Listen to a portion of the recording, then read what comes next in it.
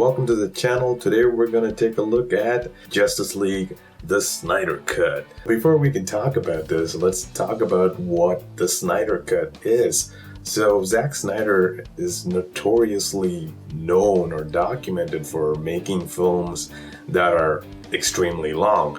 We all know the story of Watchmen, 3-hour long movie, but it was a really good movie, so it was worth it. So what has been happening since Watchmen are most of his later films, it seems like the studios have decided to cut down his film, make it into a 2-hour feature, and then during DVD release they add some extra footage, usually around 20 to 30 minutes, and they rebrand it as a Snyder Cut. So Superman did not get that. Man of Steel, I don't think it really got that treatment, but for Justice League, we're getting that.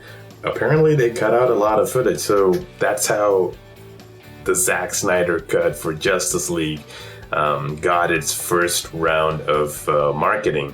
So one of the things that really sparked my curiosity was this article by Screen Rant where they were quoting J.K. Simmons saying that, hey, if there's additional audio recording or filming that's needed, I'm down, I'm ready to go. But from the trailer that HBO Max released, it does not seem like they are adding a whole bunch of new elements.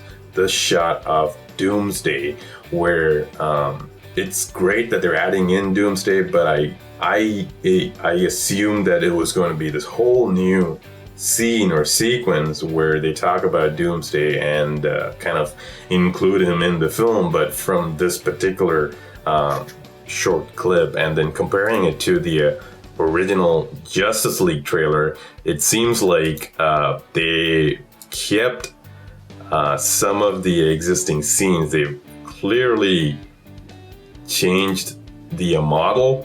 They made Steppenwolf look a lot more like Doomsday. Sorry, I was going to say Apocalypse,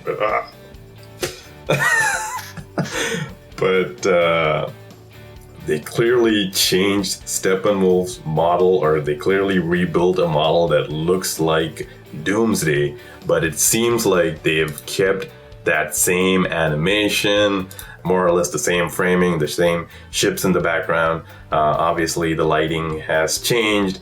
It kind of makes me wonder that maybe they just included Darkseid in the Mother Box's backstory, where Wonder Woman is talking to Batman about how they're already on Earth and now they're just coming back. So that's going to be interesting to see. Obviously, you look at the IMDb page of the Snyder Cut, it says there are 4 hours of footage, or the whole runtime is 4 hours, and they've made it into a mini series with 4 episodes, which kind of makes sense because it's going to be difficult to show a 4-hour movie. We all know what happened with The Irishman. So maybe they're trying to avoid something like that, but to make this into, let's just make this into a mini series. But it's kind of ridiculous because, you usually get 30 minutes of extra footage. Here, that's like 4 times that. You have 4 hours of footage, which is like the original film was 2 hours. It basically doubled in length. So I don't know what other things they're going to add, because there were talks about, John Jones, but from the trailer, it doesn't look like they're going to add him in there. Maybe towards the end as an Easter egg. That's a possibility to lead up to the next movie. But as far as I can tell, I don't think he's going to be on there. But let's see. Like I said before, it really feels like they are kind of taking all the footage that they shot and then adding it to the film. So will the main storyline change? I doubt it, but hey, there's like 2 hours of extra footage. I don't know, they could go pretty much in any direction they want. And then you take a look at the budget, it's like 20 to 30 million. Now that's a lot. That's a lot of money. But you compare it to the original movie, which is 300 million.